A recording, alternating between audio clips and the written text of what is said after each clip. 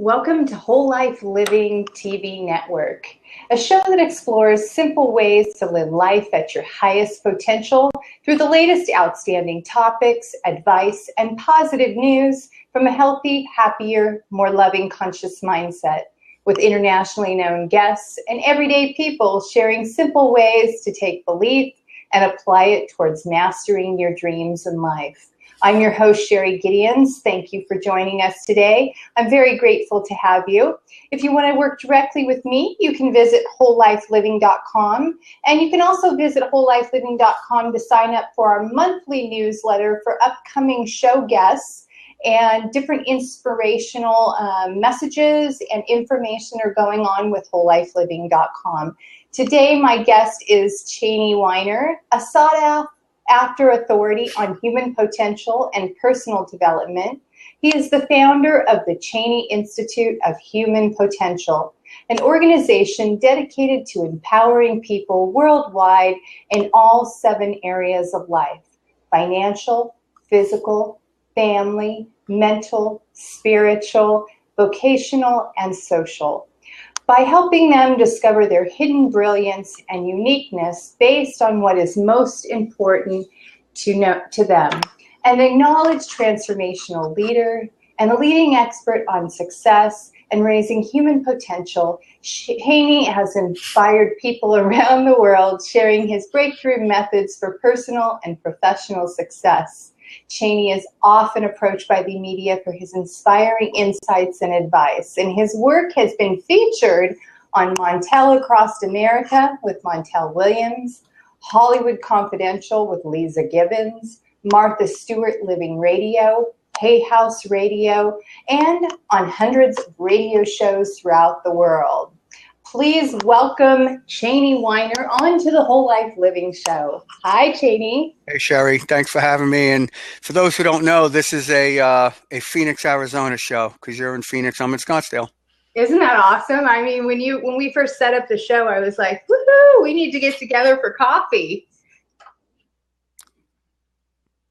Or in my case, water. Well, yeah, no, I've been drinking a lot of that myself lately. I mean, God, I can't believe that I've lost literally in 1 week close to 15 pounds. So water has been the thing that's kept me going. Yes, water. What's it, 75% of the human body? Yeah, it sure is. It absolutely is. And the weather's been beautiful here, so what a great day to have a show, huh? Yeah, maybe we could do the show outside. I know, wouldn't that be nice? Wow, that's another thing we should talk about is how to create this show outside where it's not so bright that we can't, the guests can't see us. Well, that's why I'm wearing the white shirt and there's all white. I'm in my room here because I want to keep it pure. Cool. That's awesome. Well, I did get your book, Because This Is Your Life. And, one of the things that I love about, the subtitle that you have is how to live a meaningful life while feeling respected, appreciated, and recognized for who you are and all that you do. It is. I love it. I love it. And you know what? Check this out. So I get this in the mail. Here's mine too. I love it. So I'm going to tell you a little side story behind this book. So I get it in the mail, and obviously I know it's speaking to me and I need to read it. And we have a brand new puppy, and the day of that I got it in the mail, I literally came home, sat it on the bed, and brought the puppy in at the same time, and she chewed off the little end. Oh. What kind of dog is it? It's a miniature pincher. Have you seen those before? I know what you're talking about, but hey, they got to eat something, right? Hey, exactly. Yeah. So anyway, bit off the little corner of your book. But, one of the things that really stood out for me, in reference to the title of your book is that, so many of us worry about what people think of us. And, I myself can lead into that with a perfect example. I came up during the evolution of what I call the pro bodybuilding world, the 80s and the 90s and, the early 2000s. And, there was a part of me of where I was inside myself at that time in which I would say I had low self-esteem. And I was trying to meet up to other people's expectations and their opinions of who I should be and how I should look. And it made a huge impact on the decisions that I made in my life. And they were very painful decisions. And, later on, other circumstances caused me to, make some pretty drastic changes in the direction of how to live a meaningful life. How did that come for you? I mean, where was the beginning of the book for you and you deciding to start writing it? Wow, what a question. Well, first of all, let me say this: the title, because this is your life, was obviously a strategized out title because it's about a person's life. Now, I parallel my story in there to, and I'm going to come back and I'm going to answer your question. I just want to tie this in. Yeah, go ahead. Absolutely. I paralleled my story to a person who picks up the book and reads it, and they can say, hey, these types of things happen in my life, not in the same way as maybe Chaney's does or did, but in my own unique way. And I also set it up in such a way where someone can open up any random page and chapter and just go to a point in their life and say, this represented a part of my life. To answer your question, it's interesting because the book, there's a saying that I have that something can be under your nose and staring you in the face and you don't know it. That book is something that was there because I started off the book from when I was 6 years old, meeting my stepfather. And it's interesting because that whole time, just subconsciously, there was just something that was telling me a book like this, it's important to get out into the world. I just didn't realize writing it, back when I was 6, 7, 8, 9, 10 years old, I wasn't thinking of writing a book. I wasn't thinking of writing a book until a couple of years ago. But when it started for me was really, I can really, after writing the book, I could trace it back to that point in time. It was there all along. And I like to tell people that every person has a book in them because every person has a story in their life. It's not going to be the same story as mine or yours or someone else's, but everyone has one. So that's really the whole evolution, if you will, of the book and how it started, how it began. Because I started, like I said, I just started looking back on my life and thinking, it's a good time to write a book. But while all those events were going on in my life, and I'm looking down at the book when I say that, it's just, I knew at some point it was going to come out. I didn't think it would come out when it did, how it did, but it came out in the name, as I like to say, in the name of divine timing. And I certainly believe in that, so much myself. I mean, do you think that, let's say this, do you think there is so much significance around, what we experience in life, that we're meant to experience these particular things or these particular experiences to get us to this point that we're at right now, and that so many of us are really lined together within those similar stories? Yeah, I like to say there are no mistakes in life. And when someone looks at what they think is a so-called, and I do it like that on purpose, a so-called mistake, just look at the benefits and drawbacks of what you think that so-called mistake was, because everything times out for a reason, or as I like to say, and I said it in the book, when you connect the dots in your life, you'll see everything worked out in the way that it was quote unquote meant to be. Many times, I don't know how many times, I can't even tell you how many times I hear people say, I'm lucky to have this wonderful wife. I'm lucky to have this wonderful man in my life. I'm lucky to have this.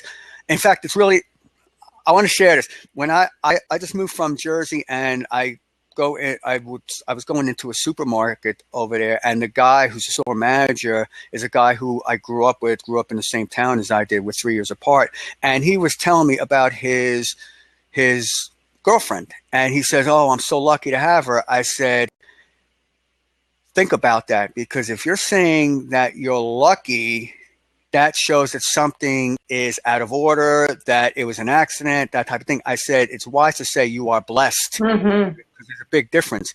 And I'm bringing this up for a reason, because this ties into everything that we're talking about and what you're asking. Things, I like to look at things as you are blessed you can say it's meant to be, but another way of saying it is you are blessed. Things don't happen by luck. They happen because you deserve them to happen, and you're blessed. And yes, people go through things in their lives where things don't go the way they want or any of that. But again, when you look at both sides of life and see how everything serves you in your life, and it does, then there's no mistakes. There's no need to think that you did anything wrong or you're bad or other people are bad. You see the blessings in the stressings, if you will, and you move on with your life. You dance your way through life instead of limping your way through life. That's such a good point, because, you know, I myself have to say that I'm at that point in my life as well, where I'm really honoring who I am and allowing, you know, the dance silly side, the free side, you know, all those parts of me that, you know, now are serving me in a way where people who are at that place in themselves as well are being drawn to me. And I'm realizing that the more that I allow that part of me to you know, really laugh and play and like who I am, I mean, the more fun events and fun experiences show up, you know? Yeah, that's the whole dancing your way through life instead of limping your way through life, because again, you know, it's so many people, and I don't say this, I say this in a way to help people become aware. It's not saying, well, you're wrong or so-and-so person is wrong, because that's why we have shows like this, to help people become aware. And it's just worth repeating over and over and over again. And I do repeat it over and over again in my book and when I teach and when I talk. And that is, again, to look at life from a two-sided perspective. And it's so easy to get caught up and hung on, as I like to call, the one-sided fantasy that things always have to be happy. People always have to be nice. Well, people aren't always happy, including yourself. People aren't always nice. There's times when being mean comes into play. There are times when that happens. There's times when sad moments come up that serve your life. And in fact, can I share a story on that? Yeah, go ahead. I love it. Yeah, I mentioned this in the book, and for some reason I've been talking about this a lot more lately. When I was in high school, I had just graduated. Exactly 6 days after I graduated high school, girl I was with, my girlfriend, calls me on the phone, breaks up with me. I didn't expect it. I was in my garage because I used to work out in my garage. And I was in my garage. I was on the phone. She broke up. I didn't say anything. I hung up the phone. It bothered me. So I walked out of the garage, walked around the housing development I lived in. I went up to the baseball field where I used to play baseball. I cleared the air, you know, maybe give myself about 2.5 hours. I came back. I said, all right, from this point onward, I'm going down a different path in my life. She's not in my life anymore. Something's going to come about out of it. Well, that was a sad moment for me. But if it wasn't for her doing that, I would not have ultimately ended up meeting a guy who I'm still friends with to this day. And this was back in 1983, 33 years ago, almost. And I met a guy who's still my friend to this day. I went down a different path. I met other people. It led me down really to where I'm at right now. If she doesn't break up with me, I may end up with her. I may end up marrying her. Who knows? The ironic thing is, to this, she contacted me 25 years later in 2008, and we were going back and forth in email, and she basically said that if she said this to me, that if you would have stayed with me, I would have made your life hell. She did me a favor, and I kind of sensed it at the time, but I'm bringing this up for a reason, because that down and sad moment really changed my life. That's a perfect example of how sad moments help you in your life. For me, it was a relationship. For you or for someone listening and watching the show, it's going to be different for them. So that's the point I want to make, is to pay attention to those, because there's an order in that, a perfect order in that, and it helps you connect the dots in your life and helps you go down a path that you really would love to be going, instead of being a slave to a path that you don't want to go down. You know, it's interesting that you bring that up, because, you know, I had a near-death experience as a result of the pro bodybuilding world. It was just a lot of different steroid abuse and different sports enhancement drugs. But I had a boyfriend at the time who was, you know, a pro as well, and a dealer to the pros. And eventually, when I ended up having my heart attack and near-death experience, He basically told me I was nuts and crazy because I had had a near-death experience. And he basically, made me look bad in the pro bodybuilding industry and called me scary Sheree. And, while, it was extremely belittling and extremely painful, if it wasn't for some of those things that had occurred, literally, I would not have been continuing to move forward and trying to be this woman that I truly was on the inside, that I knew on the inside. And what's interesting about the story that you just shared is that literally over the last, over 20 years, over the last 20 years, he has continually contacted me at different points. Up until like 2 months ago, he contacted me to tell me that his mother had died and that I was always the person he could come to, that he could open up to and understand him. And he just let out, honestly, how he felt about his mother's death. So that was just like, wow. Yeah, he sounds like without having more of the specific details, especially from his end, it sounds like he realized it and at the same time is grateful for it. Mm-hmm. And really just the fact that he told you that pretty much says it all, because if he's telling you that, then he certainly knows it himself. Yeah. And you know what, for myself, I just really honored the message he was giving me. And really stood in gratitude. I mean, that's really all I can say about the experience. I was very grateful for what he acknowledged was who I truly am and who I've always been on the inside. So I want to go into the topic really around how to really overcome what people think about you. I mean, I was reading through your book and I really love, like you talked about, how you go through just the transitions in your life and, the different experiences literally that I faced myself. I thought you and I were living, a very similar life, even to your wife and the story that you told about your wife and going through the divorce and the different experiences that you felt through that. But, so many of us care about what people think.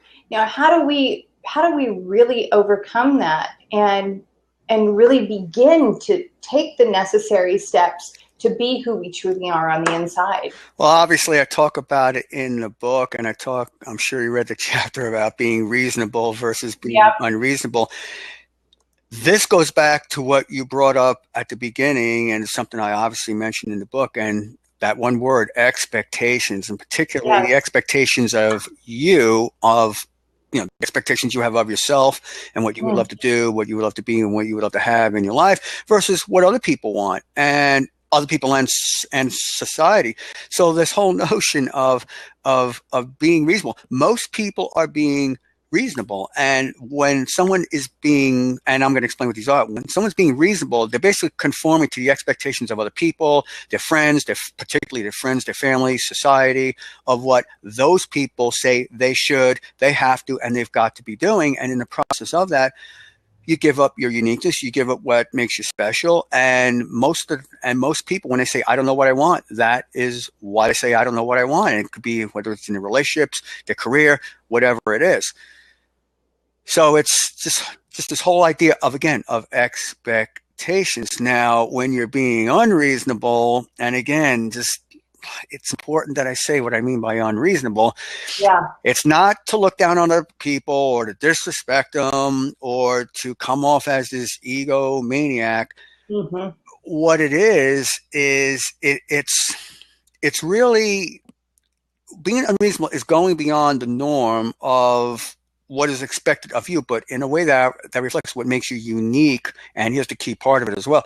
While at the same time respecting other people and taking what's important to them into consideration, because obviously as you go through your life, it comes down to you being able to stand your ground, because there's going to be people and various institutions, let's just say, who don't have your best interests at heart, and they're going to do everything they can to get you to conform to them. So this whole idea of being unreasonable, it's an, let's just say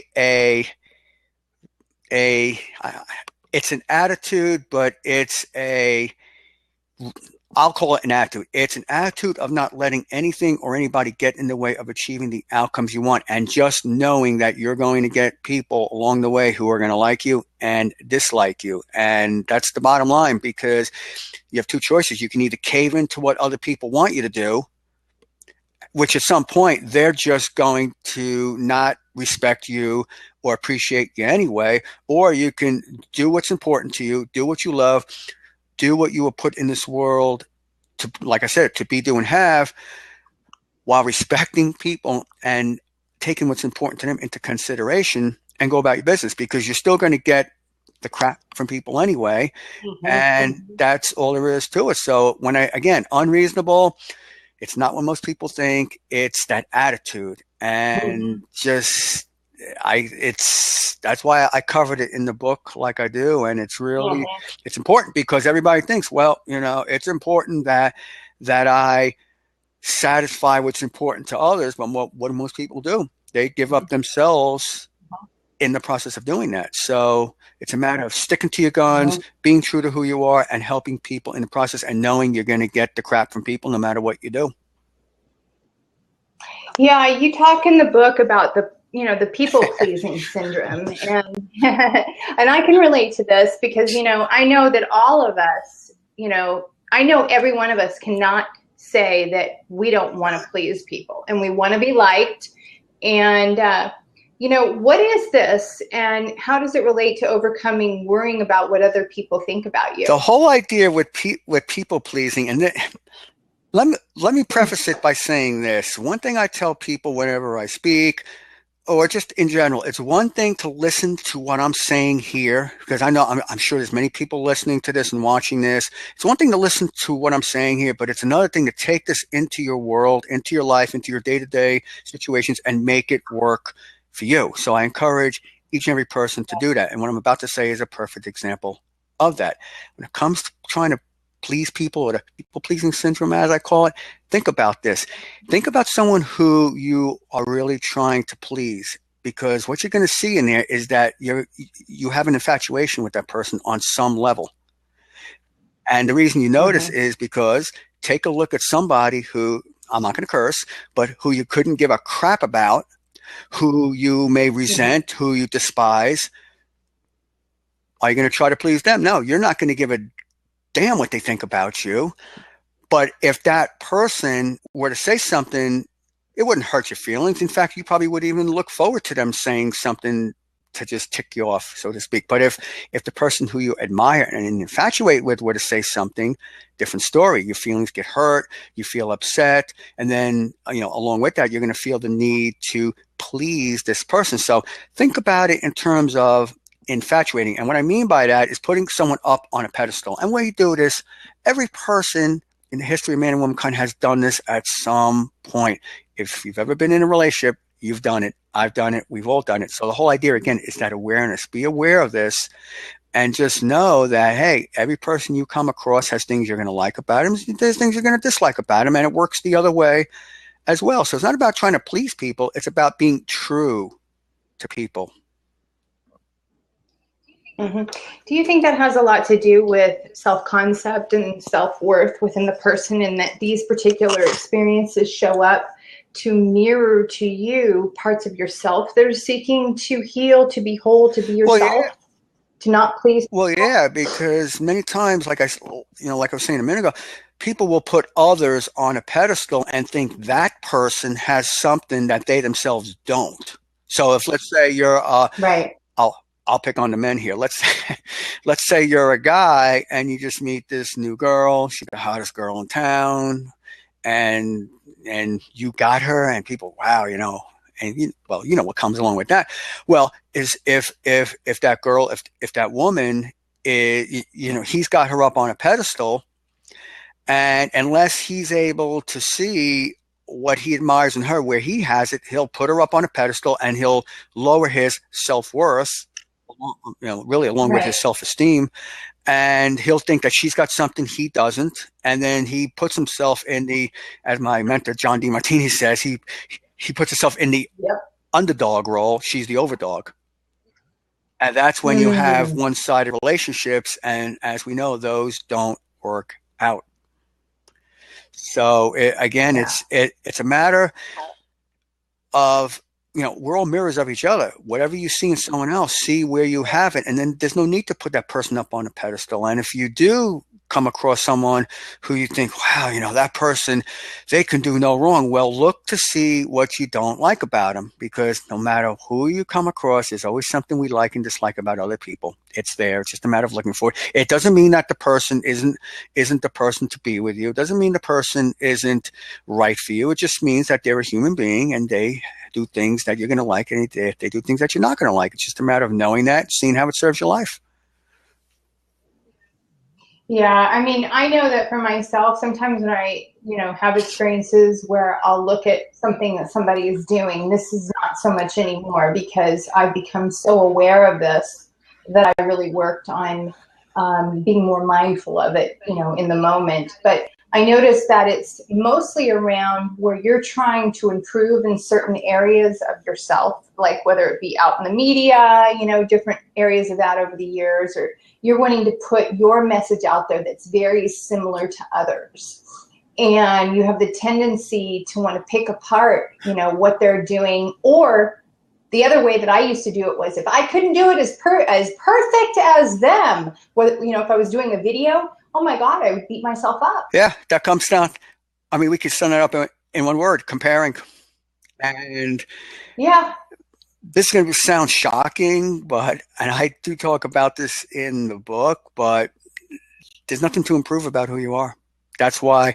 So I'm probably not going to get a lot of fans with this, but that's okay. Self-improvement is really a farce in a way when you really think about it, because when you look to see what are the things that you really admire about yourself and despise about yourself, and you see how the things that you really don't like about yourself, well, there's benefits to that, and there's nothing to improve because it serves a purpose in your life.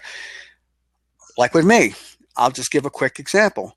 I don't particularly care for doing computer tech work. That's not my thing, and this is just an off the cuff example. I don't like doing that. That doesn't mean that I'm totally inefficient in other areas of my life. It's just not an area of life that I like doing. But I see the benefits in that. It gets me to strategize ways of how to get people to help me. It gets me to see how I can come up with different ways of how to do something that I ordinarily wouldn't do, in this case, in my business myself.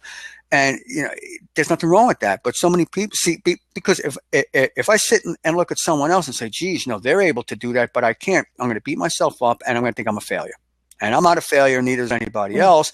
It's just people are quote unquote successes in the areas of life that are most important to them, that they're good at, and they're not going to be as much in other areas. And there's nothing wrong with that. It's just a matter of finding out where it is and seeing how it serves your life. It's like anything else.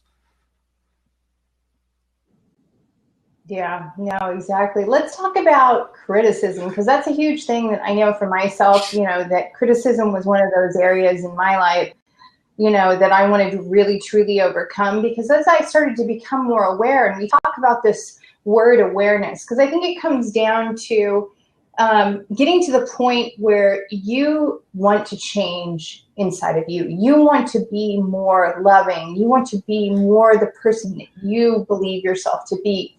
And, when you're overcoming what other people think about you in criticism, how would someone go about dealing with criticism as they become more successful? Because you figure if you're at one level of criticism right now, you're definitely going to go to higher levels of criticism as you become successful. You pretty much took the words out of my mouth. Because the key word there is levels, because the bottom line is, you, me, everybody, we get praise and we get criticism. And believe it or not, we get them equally. It's just a question of who's it coming from, where's it coming from, and under what conditions or circumstances it's going to come under. And like what you were just saying, the different levels. If a person, well, let me say it like this. If you want, and I'm just throwing out random numbers here, if you want 1 million people to really praise you and to really toot your horn, so to speak, then you better be prepared to have 1 million people criticize you, tear you down, and rip you apart. And you get both, and you get them equally, no matter who you are. And if you want to see examples of this, Oprah has probably tens of millions of people who love her. Well, guess what? She's got tens of millions of people who despise her. Don't take my word for it. Go on. I don't do this, but I've seen this in bits and pieces. Go on to a message forum. Everyone's got the internet. Go on there and read comments about Oprah. I guarantee you will see people who are loving her, and you'll see other people who will just rip her apart. It's the same. The same thing is true with athletes, with people, maybe the owner of a company that you work at, and that's just the bottom line. And the thing is, the people who can't handle 10 people criticizing them don't expect to have more than 10 people praising you, because they go hand in hand. Like I said, professional athletes get this all the time. Obviously politicians are going to get it too, but it doesn't even matter. It doesn't matter. But not everyone listening to this is a politician or an athlete or Oprah, but in your own life, you're going to get it from family members. You're going to get it from people at your job. It's okay. And when you do get the criticism, look to see how it benefits your life. And it does benefit your life. I can't tell you how it's going to be for you, but just look to see how it benefits your life, and you'll be able to, like we said before, dance your way through life and not limp your way through life.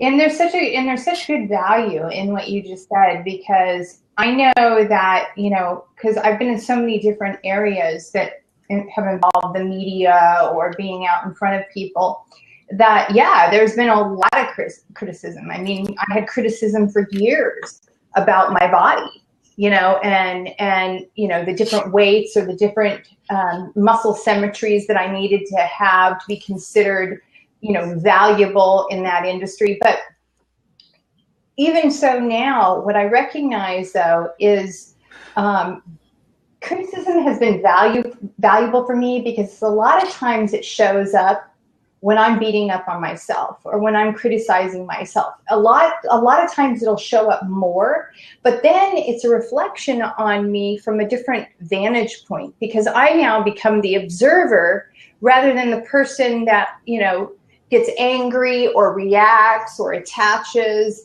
Instead, I look at it at that point and ask myself a simple question: what is it I really want?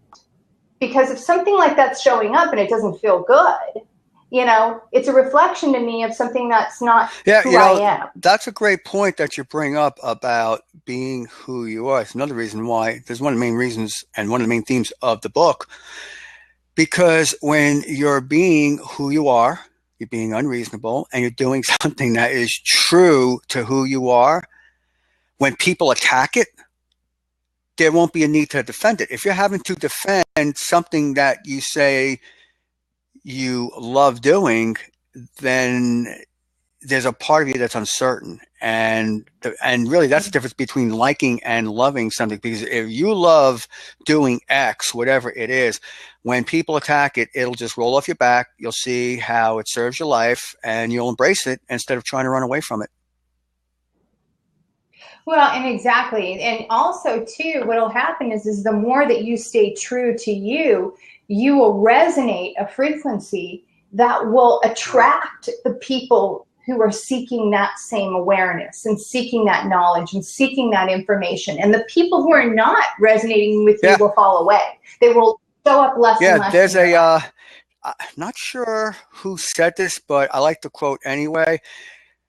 When a tree grows to the sun, it's got to shed branches along the way. Well, guess what? It's the same thing. I'm using it as a metaphor. It's the same thing when it comes to your life. In this case, the tree growing to the sun is you resonating or elevating your level of awareness, whatever you want to call that. But guess what's going to happen along the way? There's going to be people, and I don't want to say every time, but in most cases, it's going to be family members that you just are going to end up shedding along the way. It doesn't mean that they're going to leave your life and never come back. Some may leave your life, come back in. Some may drop out and won't come back in. It's hard to say because it's going to be different for each person. But the bottom line is you don't want to compromise who you are. And this ties into what we were just mentioning a little while ago. And people, there's going to be people who aren't going to like what you're going to do, and you may need to shed that branch in your life, and it's okay. It doesn't mean that that they're a bad person. It doesn't mean any of that. It means they served your life, they were there for a purpose, and like what you were saying, they are not resonating with you anymore, and that's it. If you need to shed them, you shed them. They may come back in, they may not, but it's important to understand that. Because so many times people are trying, I don't want to upset my family members, because if I do what I really would love to do, they're going to drop out of my life. They're going to leave me. And then what? And that's part of the whole thing. So just understand it and just wish them well and bless them. And they may come back into your life. And like I said, they may not. Because ultimately it comes down to you being who you are. And like I said, some people are going to like it and some aren't. And that's life. No, I agree. The perfect example of that is my relationship with my father. I mean, he was very much does not like the direction I've gone in self-development and stuff like that. It's very airy-fairy, that sort of thing. But, the more that I have stood true to who I am, and at the same time honored who he is, honored the value that he brought me as my father, honored the different areas that I am who I am today because of some of his behaviors and his fortitude towards, putting information out there and working hard or what have you.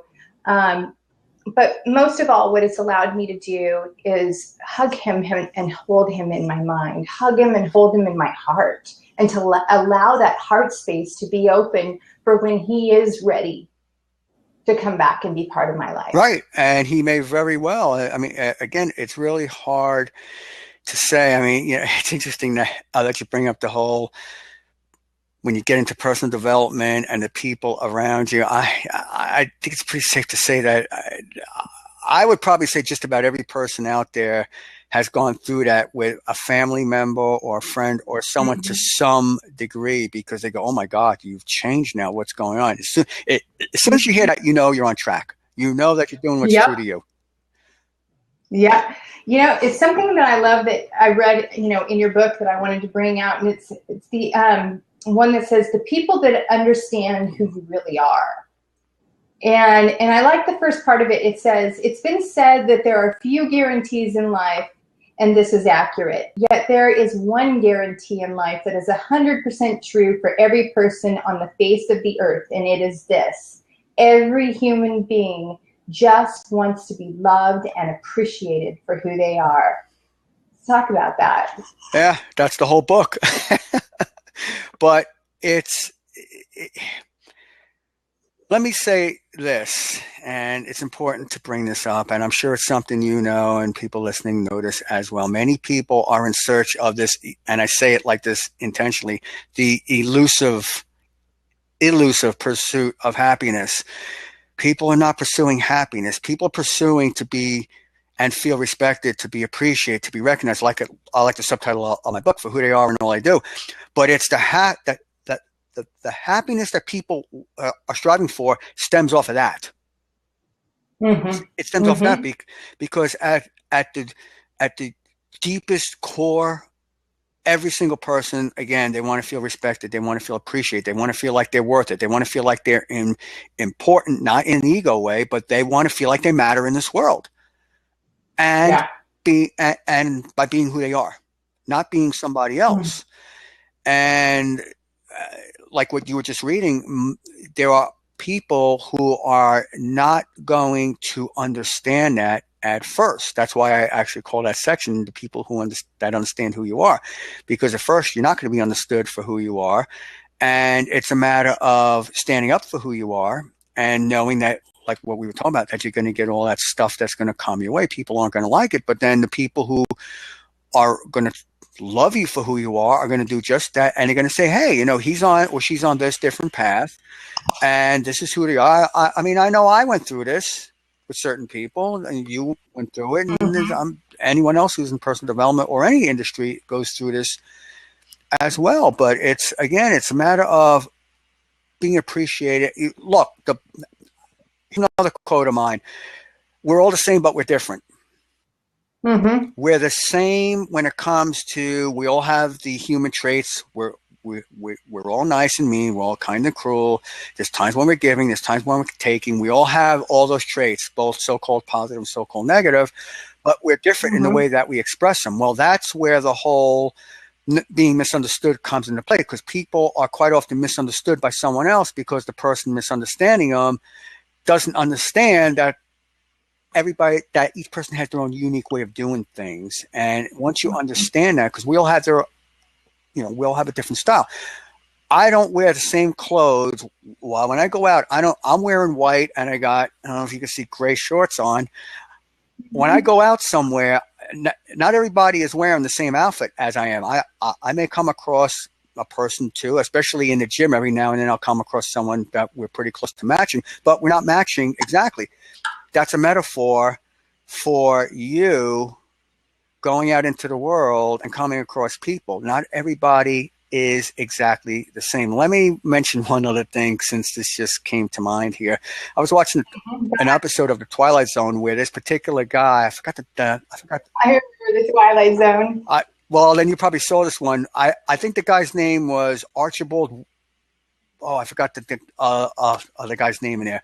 Anyway, he wanted everybody to be just like him, so he got his wish. The next day he goes to work, he gets on the subway, he gets to work, all the people he comes across, he couldn't take everybody being like him, and he just couldn't wait for everyone to just get back to being themselves. Great example. That, along with what I was just saying. Bottom line here is, you're unique. You're different. Some people aren't going to get that or understand that.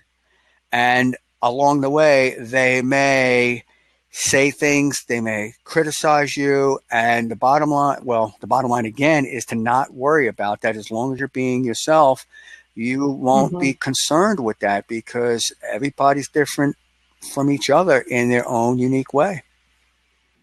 Yeah. Many times we hear people, and even yourself, say, no one is perfect, or humans are not perfect.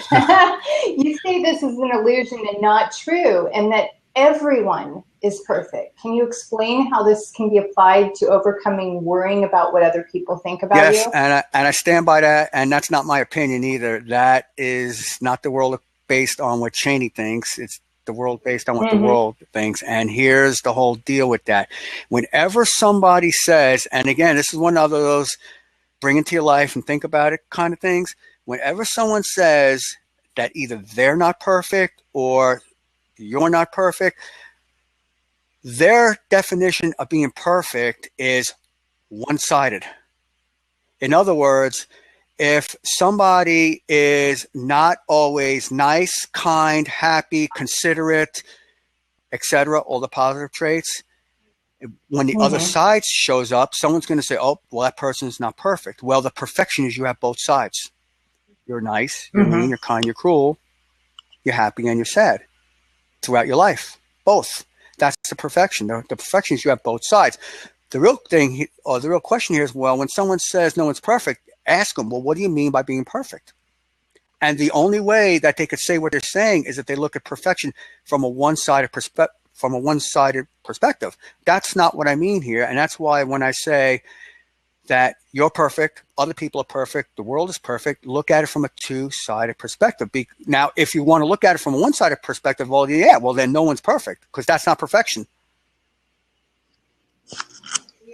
Yeah, I know exactly. I like to think about it like this. I'm whole, perfect, and complete to the degree I believe. Because really what's showing up is just a manifestation of the different things I believe about myself. So if, there's certain parts of me that are angry and certain parts of me that are nice. And, that's the perfection. Based on, yeah, exactly. And going back to, our mentor, Dr. John Demartini, I mean, he says you can only attract your mental equivalent. So if your mental equivalent is that you're not worthy, not good enough, not deserving, you don't have enough, you always only make a certain amount of money. That's the only thing that can show up in your life, because that's what your highest belief of yourself is. Yeah. Plus, that's what you're putting out there. So in a sense, you do attract that resonating energy, if you will, in the form of people into your life. And again, it's just, like back to what we were talking about with the whole being perfect thing. It's much wiser to look at who you are from that two-sided perspective and just know, hey, it's okay if I get mean sometimes, because let's face it, you're nice and mean, like I said. And if you think you're not mean to other people, think about the times where you're being mean to yourself. And we do it all the time.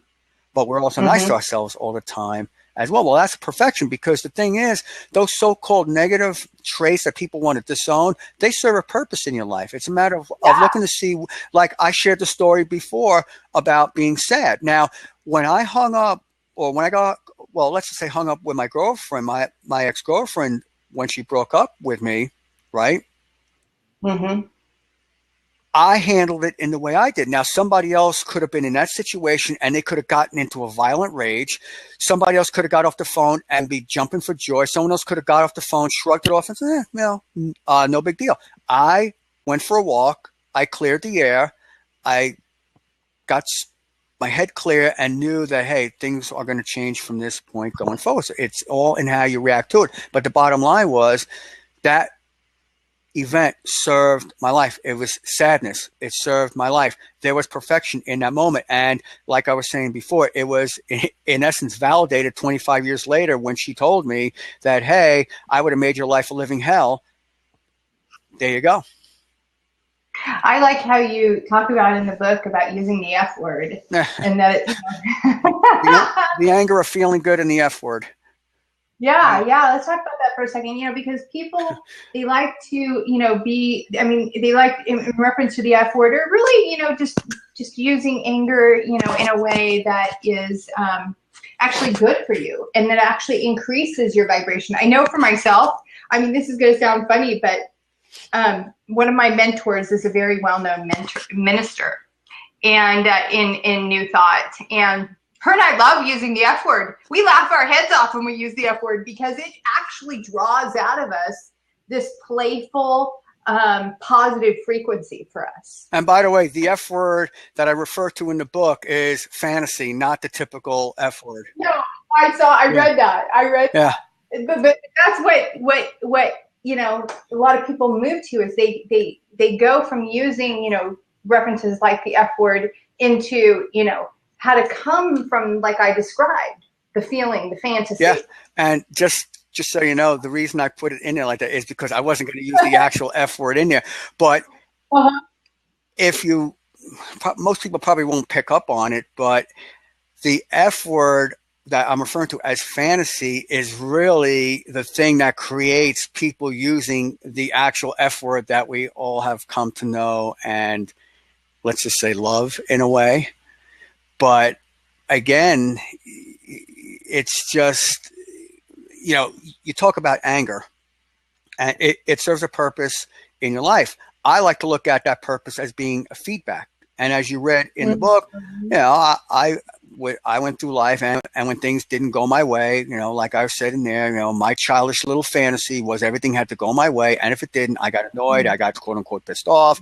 I used the real F word, and it was all driven by a fantasy that the world had to go according to the way Chaney wanted. If people didn't placate me and my little fantasy, that I got all upset. Well, I figured out that life doesn't work that way, and it doesn't. And it certainly doesn't when it, back to what we're talking about here, about worrying about what people think about you, because many people have the fantasy that everyone's going to support them. And that they're going to praise them, and it, you get the other side, and it's healthy and it's necessary. And see, that's what I like really most about how you put the book together is I really like how you go into the story, because obviously everybody can relate to the story, and I feel that that's hugely important to draw people in. But what I really like is how you get into the application. How can people start to apply looking at these parts of themselves and really honoring that part of themselves, but at the same time being more aware of different ways of being that serve them in a higher way? Yeah, because like I was saying, everybody has a story, and everyone's story is going to be different. And again, the theme of the book, because you just mentioned about it serving them in a higher way. Well, the higher way is seeing both sides of life and understand that. Mhm. I know I keep saying it. I know it's a theme. I repeat this over and over again, just in the book, on my radio show. And there's a reason I do that, because so many people, I being one of them at one point, were so addicted to that one-sided way that it had to go, that when it didn't go that way, the anger of feeling good and the F word came out. And that wasn't the way I wanted to live my life. And that's not a way I encourage people to live their lives as well. So it's a matter of, again, awareness. I love the word. And it's just not a word. There's all, you take a one word, awareness, what's it? 9 letters. Yeah. Not a 9-letter word has so much in there, and what it means and how it could be applied in your life. And this is one of the ways is what we're talking about here. And again, embrace both sides of life, because the more you do that and the more you see equals amounts of benefits and drawbacks to the different situations, the different people, and even stuff about yourself in your life, the higher a level of awareness you have, the more you're coming from your heart, the more present you are, and the more that you're being true to yourself, and people will pick up on that and they'll resonate with that. And that's when you start, like what the book's about, feeling respected, appreciated, and recognized for who you are and all you do. So, what really stands out for me in what you just said is, don't you think that we're all just being led into living in today? I mean, really learning to master being happy in today and being able to look at the different experiences and choices throughout the moments of today, in which we are making better choices towards, letting go of what's not serving us and stepping more into what we really want. Yeah, choices, key word there, because there's choices pretty much every moment of the day. I mean, when I take off the headset here and I walk in the other room, I'll make a choice whether to make a right turn and go to the kitchen or go straight to the bathroom. And as crazy as it sounds, that makes a difference and has a ripple effect through the rest of my day. Of course, I'm bringing this up for a reason, because as you go through your life, you're going to make choices. And, it's to look at those and say, hey, I made the choice, look at both sides of it, and to not come from a place of 5 years from now, say, oh my God, I wish I had done this, I wish I had done that. That's why in chapter 2 in the book, I talk about the all important question to ask.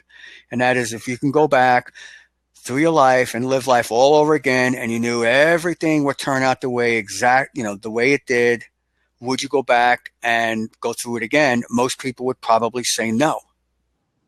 I put that in there for a reason, because once you're able to see how everything serves in your life, even the things that you don't think really serve your life, it adds more meaning to your life, and you may even have a breakthrough in there and a defining moment. Oh yeah, I mean, I was listening to this or watching this video on Facebook the other day, and it was about choices, and it was about one of Wayne Dyer's last videos before he passed. And basically he was saying, every day you have a choice to be kind. You have a choice to be loving. You have a choice to be happy. And he says, and each day, the day is showing us who we are being. It's showing us who we are being based on the experiences that are showing up. And he says, you can choose to be, these higher parts of yourself that are leading you into higher parts of perfection. Yeah. And on the flip side of that, we also have a choice to be mean, to be sad, to be criticizing, and they serve, but the wise person knows when to use it. I mean, the best example of that obviously is a parent. If you're a parent, like I'll take my stepfather. I talk about him exclusively in the book. He passed away in 1992, but he challenged me. If he always would have caved into me and placated me and did everything I wanted, I would not have been taught responsibility. I would not have been taught accountability. I would not have been taught how to be a go-getter or not a headhunter. He used to be a headhunter. He used to place people in jobs, but I wouldn't be who I am now because of that. So I needed that, and every person needs that in their life. It's just a matter of knowing when being mean serves you, or well, serves other people, when being quote unquote cruel to someone, when it serves them. You just don't do it for the sake of doing it, just to dominate people, so to speak. It's just a matter of knowing how to use it in a way that serves others. Oh, that's so perfectly said. I mean, and I completely agree. Absolutely. Because I do this with my kids all the time, you know, and they say, you're being mean. And I'm like, no, I'm not. I'm coming from a loving heart. You know, I'm coming from a heart that wants to see you, you know, living your highest, you know, who you can be, you know, but they laugh sometimes. You're very mean. And then I'm just making up a number here. And then let's say 3 years later, 5 years later, depending on how old you are, they'll go, geez, no, I'm glad you did that. Yeah, no, exactly. This leads me into what can you do long term? How can someone make that permanent change in their life to where they just don't worry about what others think about them at all? Well, it goes back to everything we talked about, being unreasonable, knowing and doing what is true to you, and especially embracing both sides of life, because you're going to get it no matter what. And not to defend yourself and what you're doing, because you're going to get it from people no matter what you do. And just know that, and not to put people up on pedestals, but just look at every person and say, hey, they have things about them I like, they have things about them that I don't like, because then you don't play favorites, so to speak, and get caught up in, oh my God, if this person says something about me, I'm going to get upset. And because, you know, you're going to get it no matter what. And it's just a question of who, when, where, and especially how you react to it. And I had a child psychology teacher when I went to college. He said, you can't change anyone. You can only change your reaction to them. I remember writing it down because we didn't have the computer. And it's true, because you're not going to change anyone. You can only change your reaction to them. And sometimes that reaction involves not reacting at all.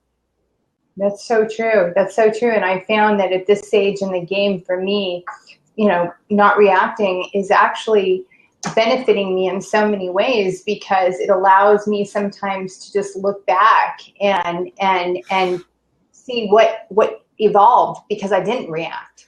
Yeah, because most people, you know how they react. They feel the need to be right and to quote unquote put their agenda onto someone else and get that point across. Well, sometimes there are times that's necessary, but there's times where it's not. And it's just a matter of knowing that and just being present with the situation. And being present is, again, see both sides, and in certain cases resist the temptation to fire back and to defend yourself. Because if you're having to defend yourself, especially when someone attacks what it is that you love doing and who you are as a person, again, that's a part of you that you're uncertain about. And yes, I know this, again, different situations calls for different measures, so to speak. I know I'm giving some generalities here, but that's why we have shows like this to, again, take this, bring it into your life, make it work for you. And that's really what it's all about.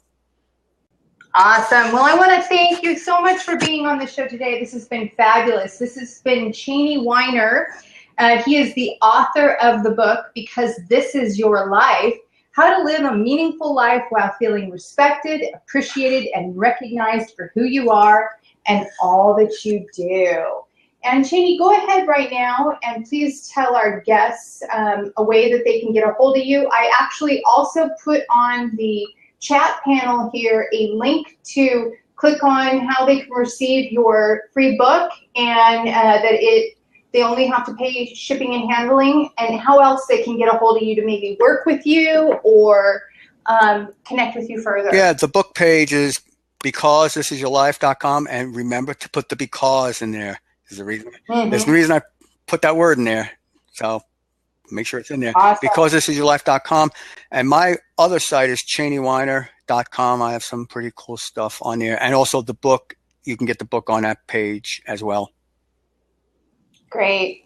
Well, I want to thank you so much for joining us here on the Whole Life Living Show. Once again, next week on our show, I'll be having Dr. Tran in How to Think Thin. and she will be joining us here on Monday at 12 p.m. Pacific Standard Time, 3 p.m. Central Standard Time, and 4 o'clock Eastern Standard Time. To find more about us and our weekly show guests, you can visit us at wholelifeliving.com. I'm your host, Sheree Gideons, and I want to thank you for joining us this week. Have a great rest of the week. Bye-bye now.